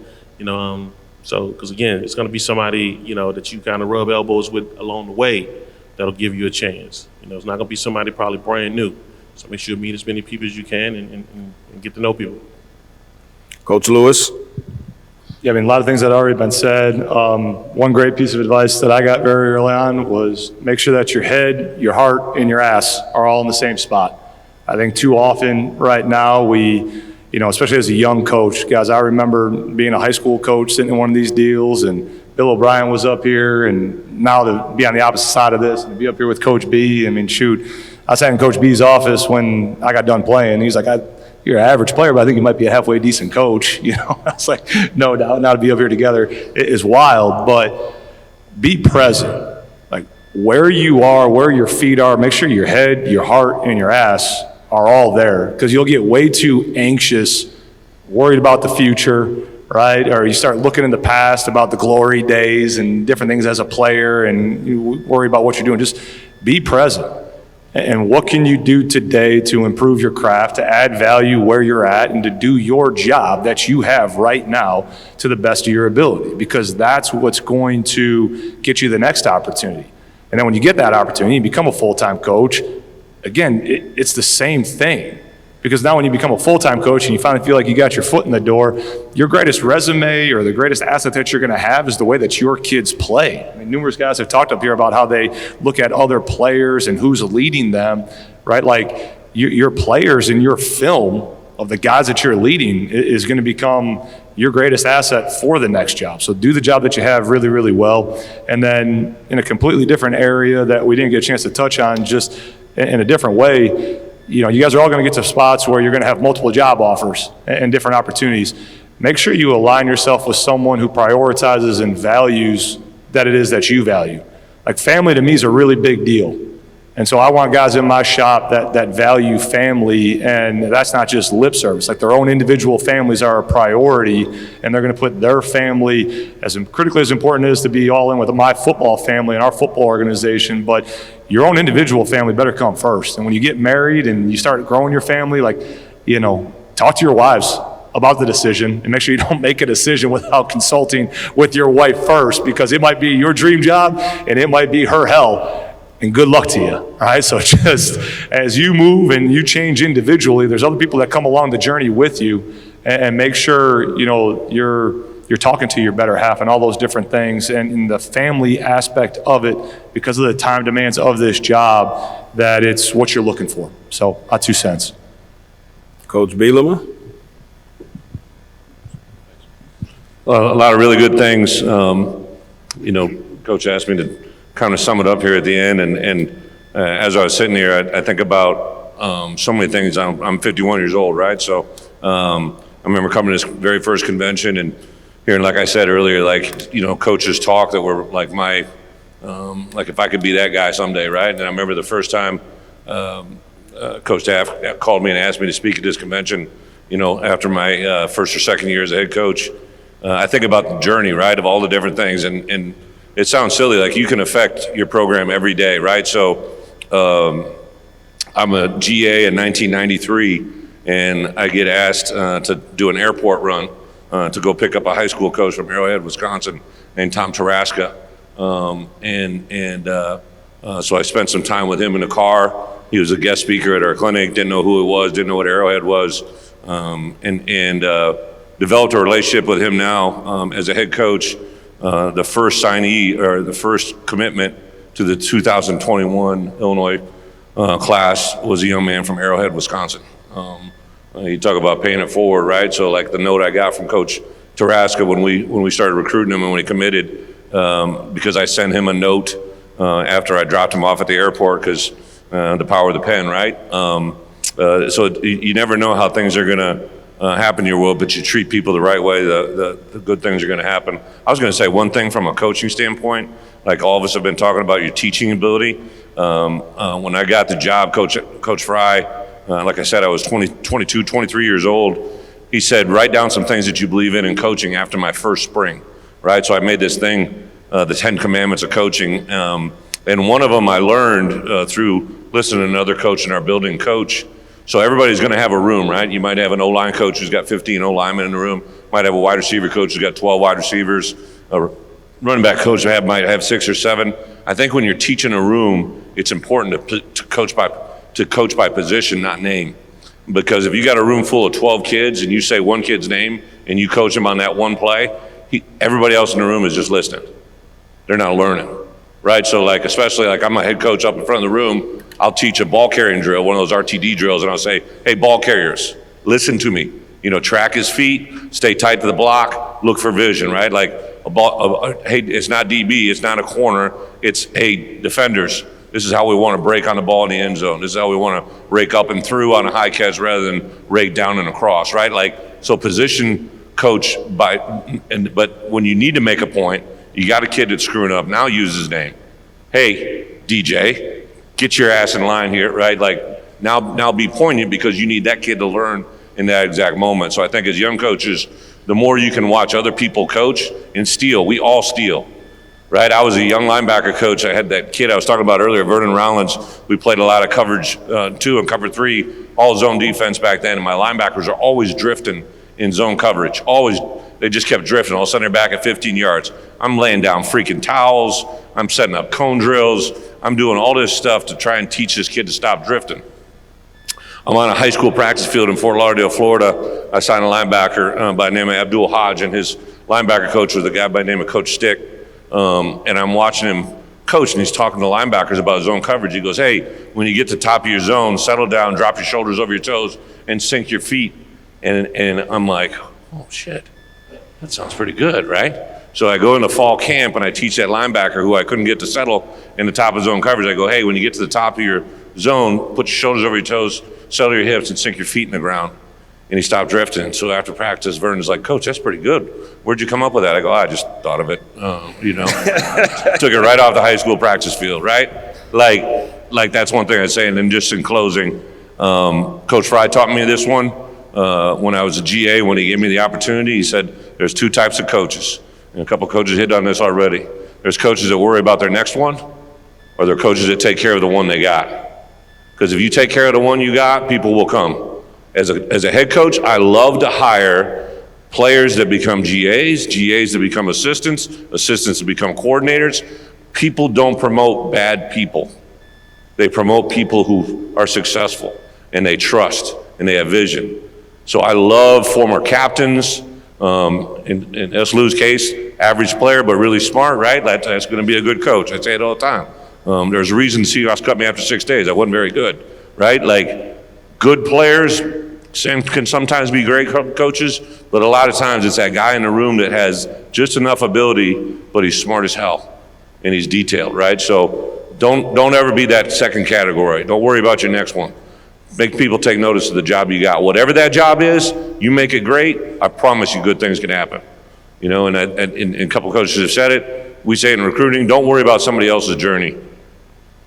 Your journey is your journey. Don't worry about it. Just like in recruiting, we all want those recruits. Even those high school coaches who supposedly don't recruit, I know your ass recruits, right? Like, everybody's story is their story. All right? It's the same for you. Your story is your story. Make it great. Thank you very much. I appreciate it. And thank you. This has been a tremendous forum. Lots of great information from a panel of guys who have a plethora of knowledge, have had a tremendous amount of success, and are willing to sit here and share with you things that have made them successful in their journey to where they are now. This is an awesome profession. It takes a lot of hard work, a lot of dedication, and just like Coach said, you got to coach for the right reasons. At the end of the day, football is just a tool for us to teach life lessons. In most of our programs, and the way things that I believe in, and you hear a lot of coaches talk about it, my real goal is to help these guys get ready for the next 40 or 50 years of their lives. We're going to teach them how to be great husbands, great dads, great role models, leaders in their community, so that when they leave our care and leave our campuses, they're well prepared for life after football. The biggest reward for me, and this is one of the things that Coach talked about, why do you coach? The biggest reward for me is when a guy's 30, 32 years old and he calls me back out of the blue and he says, Coach, thank you. There's something that you taught me that I'm now teaching to my son or daughter. It all makes sense now. I didn't quite understand it when I was there, but man, it all makes sense now, and thank you. That's the reward. You're going to win games, you're going to lose games. Hopefully you coach for the next 40 or 50 years of your life. But the relationships and the impact that you have, the ability to make the impact that you have on young people is really a phenomenal opportunity and a great way to shape society in this world. We need great leaders. You are those leaders. You've heard it the whole convention. If you need something done, ask a coach to do it. Somebody needs something fixed, ask a coach to do it. That's who you are.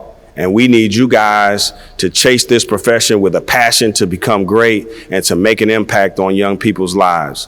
I want you guys to thank this panel for what they've given us today. Have a great convention and make sure you're meeting as many people as you can, participate in the PDS, and have a great rest of the convention.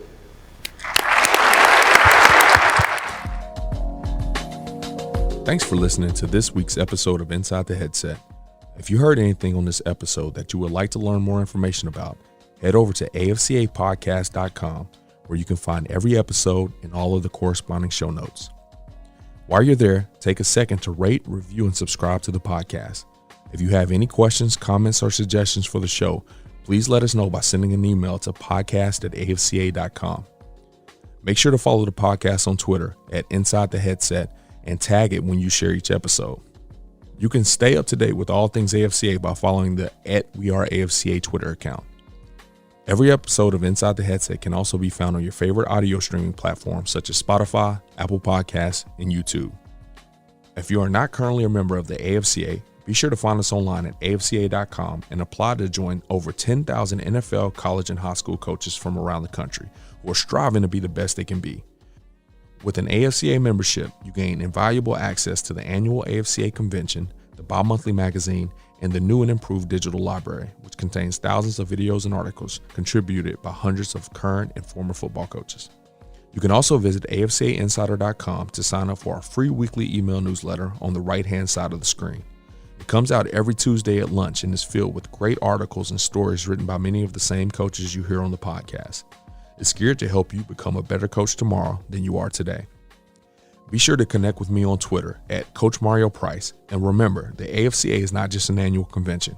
It is an association that continually promotes education, guidance, and networking. But it is also so much more than that. The AFCA is about celebrating the past and educating the future. It is about developing great coaches who will produce great teams and even better people. So invest in your skill set and impact today by engaging with the AFCA.